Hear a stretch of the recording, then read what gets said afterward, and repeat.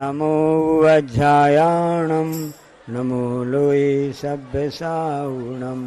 अहिंसा परमो धर्म की 24 शंकर भगवंतों की, गुरु नाम गुरु आचार्य ज्ञान सागर जी महाराज की, मूक माटी रचयिता आचार्य परमेष्टि गुरुदेव की, पूज्य निरापक मुनि श्री समय सागर जी, योग सागर जी, नियम सागर जी, सुधा सागर जी व समता सागर जी महाराज की, मुंशी चंद्रप्रभु सागर जी व निरामय सागर जी महाराज की।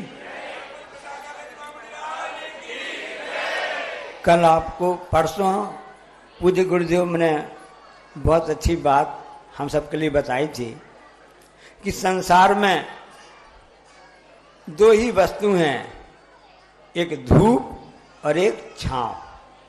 इसके अलावा कोई वस्तु है क्या? संसार में दो ही वस्तु हैं, एक धूप और छांव। आप समझ गए छांव क्या कहलाती है? सुख को छांव कहते हैं और धूप को धूप कहते हैं, दुख को धूप कहते हैं गर्मियों में। और ठंड जब आ जाती है तो ठंड में वह छांव हमारे लिए दुख रूप लगती है और धूप जो है वो हमारे लिए सुख रूप लगती है। संसार में दो ही वस्तु हैं। इसकी वस्तु नहीं, इस शरद ऋतु आई, वर्षा गई, शरद ऋतु आई है, जगमग दिवाली लाई। एक कहने में आता ना, जानते ना, वैसे शरद ऋतु में तो रोगों की माता कहा गया है। इसमें पित्त संचित जो होता है वो कुपित होता है, इसलिए इसमें बुखार ज्यादा आता रहता है। दिन में गर्मी लगती है और रात को ठंडी लगती है। दिन में दुख लगता है और रात को सुख लगने लगता है। हम सबने पढ़ा ना, और आपने आगम में सुना भी होगा कि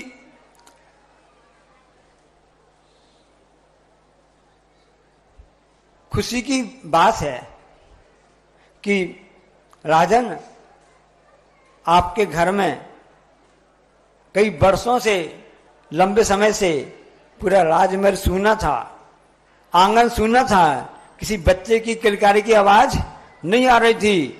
बहुत उत्सव मनाया जा रहा था। किसके यहां पर? दशरथ के समधी साहब जी के यहां। बाबूजी क्या बोलते आप लोग? भाई जी, भाई जी,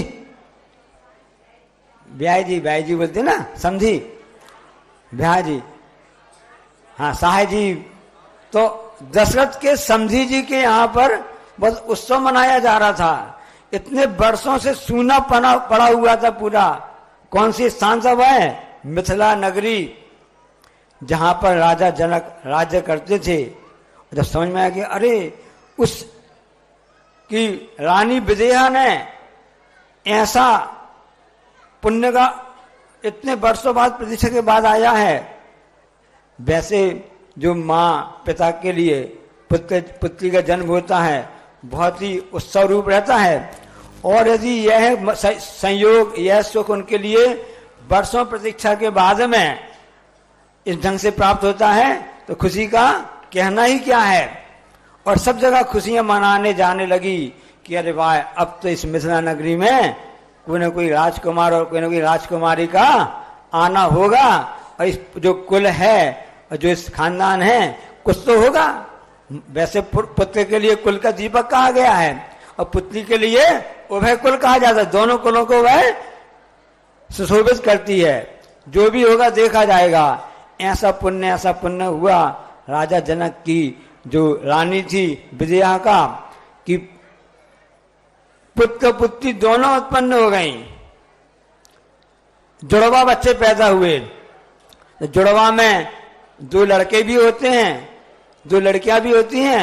एक लड़का होता है और एक लड़की होती है। ऐसे जुड़वा बच्चे उत्पन्न हो गए। देखो जो उंगली आप देख रहे हैं ना, जो हाथ की, ये पूरे जब से हमने जन्म गर्भ में आए हैं तब से हमारे साथ में हैं, अलग से नहीं आई है ना। लेकिन जब कभी भी इस उंगली में नौखोरा हो जाता है या सूजन आ जाती है, तकलीफ हो जाती है, कभी आपने ऐसा सोचा ये वाली क्या दीदी मैं आपको शेयर कर दूंगी, आपके सुख को दुख को शेयर कर सकती हूँ? कर पाती है क्या? दोनों जुड़वा होने के बाद भी बचपन से जिंदगी साथ में, जब से गर्भ में हम इस जन्म लिया तब से साथ में हैं। इस उंगली में कुछ भी हो जाता है, इसके सुख दुख के सहभागी नहीं बन पाती है। हमारी मानसिकता कैसी है कि इसके सुख में हम सुखी हैं, इसके दुख में हम दुखी हैं। कहने में ऐसे आता है, संवेदनाएं आत्मा में होती हैं, पर वास्तव में सुख दुख कोई भी वस्तु अलग से नहीं है। हमारी सोच, हमारी मानसिकता ही काम करती है। क्यों दोनों साथ में रहते हैं, धूप और छांव की तरह। वहां उत्सव हो गया। पद्म पुराण में आया है, आचार्य रविशरण महाराज ने इसका उल्लेख किया है, आपने पढ़ा होगा, जिसको बोलते हैं जैन रामायण। अब दोनों पुत्र पुत्री हो गए, उत्पन्न हो गए, अब सबने महोत्सव मनाना चालू कर दिया। बहुत अच्छी बात है, बहुत अच्छी बात है। भाई हमारे मिथिला नगरी में तो उत्सव मनाने जाने लगा। जैसे कि यहाँ पर कलाचार्य ने कहा था, पता ही नहीं चलता है कौन सा दिन रविवार है, रोज के रोज उत्सव। दीपावली तो गुरु चरणों में सबको लगती है।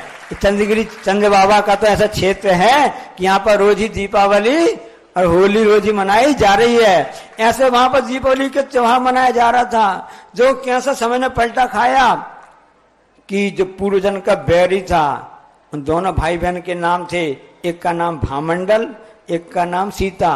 दोनों सगे भाई बहन है, जुड़वा भाई बहन है, एक साथ उत्पन्न हुए। लेकिन ऐसा कर्म का चक्र चला कि वह एकदम पूर्व का बैरी है। उसने देखा कि अरे वो गर्भ में मारना चाहता था दोनों बच्चे को, उसे जो पुत्र था ना, गर्भ में मारना चाहता था। उसको दया आ गई, सब में दया आ जाती है। आत्मा दया, जो दया जो है वो आत्मा का स्वभाव है। आचार्य जी ने हाई को लिखा है, पर की पीड़ा अपने करना की परीक्षा लेती। पर को जो पीड़ा दिख रही है, जो दूसरों को दिख रहा है, हमारे अंदर कितनी करना है वो आपके क्रियाओं से पता चल जाएगा। जब ये हमारे हाथ उसकी सहायता के लिए बढ़ जाते हैं तो समझ लेना कि हमारे मन में उसके प्रति करुणा भाव है। ऐसा होता है। ऐसे ऐसे ऐसे आचार्य सिंह ने 650 हाई को लिखे हुए हैं। जैसे संचालक ने कहा था ना कि दशहरा से लेकर के शरद पूर्णिमा तक एक प्रतियोगिता हो रही है, हाइकू प्रतियोगिता। उन्हें बताना भूल गए वो कि इस प्रतियोगिता में 108 पुरस्कार हैं। भारत के ही नहीं, पूरे विदेश के लोग इसमें भाग ले रहे हैं। भरत जी ने बताया कि खाली 850 पुस्तकें तो विदेश गई हैं। दुबई, इंग्लैंड, यूएसए, कतार, यूएस और जापान, 850 पुस्तकें। आचार्य श्री की हाइकू की बात बता रहा हूं आपके लिए। अरे जो कि गुरु महाराज जी इस योग के महान आचार्य कर जाते हैं, एक एक हाइकू इतने महत्वपूर्ण है कि एक एक पुस्तक लिखी जा सकती है। मूक माटी आपने पढ़ी ना, ऐसी एक एक हाइकू एक एक मूक माटी के बराबर है। इतना गहरा तथ्य छिपा हुआ है।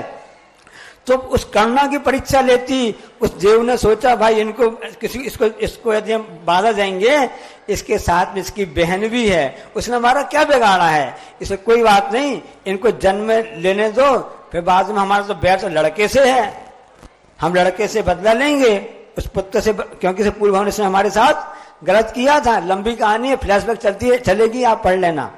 और उसने उस पुत्र को उठा करके ले गया। उसको फिर करना आ गई कि इसको मारने से क्या फायदा है, मुझको पाप लगेगा। इसको जंगल में छोड़ देते हैं, क्योंकि इसने पूर्व ने मुझसे ऐसा ऐसा गलत काम किया था, मैं कैसे बदला चुकाऊं। अपने आप हिंसक पशु जंगल में इसके लिए नुकसान पहुंचा देंगे, मैं अपने हाथ से पाप क्यों कमाऊं। देखो करना कैसी चल रही है आपके लिए। होकर सुख में मग्न न फूलें, दुख में कभी। अब यहाँ उत्सव मन रहा था कि पुत्र पुत्र उत्पन्न हुए, पुत्र का अपहरण हो गया। अब वहां पर दुख आ गया। यहाँ पहले सुख चल रहा था, पुत्र पुत्री जन्मोत्सव का, पुत्र का हरण हो गया। होकर सुख में मग्न न फूलें, दुख में कभी न घबरावे। पर्वत नदी शमशान अटवी में नहीं भय कावे। रहे अडोल अकंप निरंतर, यह जड़ मंत्र बन जावे। इष्ट वियोग अनिष्ट योग में सहनशीलता। तब उस समय राजा जनक समझाते हैं, अपनी धर्मपत्नी मिथिला मिथिला उसको विदेहा को कि क्या कर सकते, कर्म को दय है, रो मत है, कम से कम पुत्री तो है जिसका नाम सीता है, जो बाद में जाकर के मर्यादा पुरुषोत्तम राम की धर्मपत्नी बनी, सती बनी, और ऐसी सीता बनी कि जिसने अंत समय में अग्नि परीक्षा दे करके, आर्य का दीक्षा लेकर के, साधना करके जैन धर्म का ध्वजा फहराया है। ऐसी उस समय राजा जनक ने अपनी पत्नी को संबोधन दिया कि दोनों सुख दुख बैरी बंधु वर्ग में, कांच कनक में सुबह गर्मी लगती है, शरद ऋतु में रात को ठंडी लगती है, सुबह सुख शाम को दुख। इस सुख दुख जो है धूप छांव के समान है, आते जाते बने रहते हैं। जो ज्ञानी पुरुष होते हैं, जिसको सम्यक ज्ञान प्राप्त हो गया है, जिसकी धर्म में श्रद्धा है, देव में श्रद्धा है, इन दोनों परिस्थितियों में अपने समता परिणाम रखता है। परिणाम ऐसा हुआ कि 16 साल 20 साल बाद फिर राजा जनक को पुत्र लाभ प्राप्त हो गया।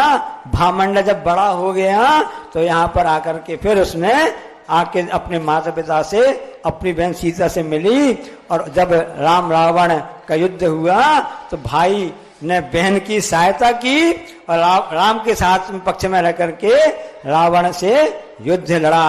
तो दोनों स्थितियों में हमको समता रखना चाहिए। मेरी भावना में चाहे 12 भावना हो और चाहे वैराग्य भावना हो, या फिर आपके लिए आलोचना पाठ हो या सामायिक पाठ हो, सब में ही बात कही है। यही आचार्य श्री ने परसों सब कहा था, हमेशा कहते रहते हैं कि ये सुख दुख तो धूप और छांव की तरह है, आना जाना तो लगा रहता है। बोलिए अहिंसा परमो धर्म की, जावाणी के ज्ञानते हैं सूझे लोकालो, सुवाणी मस्तक सदा, हे जनवाणी भारती तो जपा जन।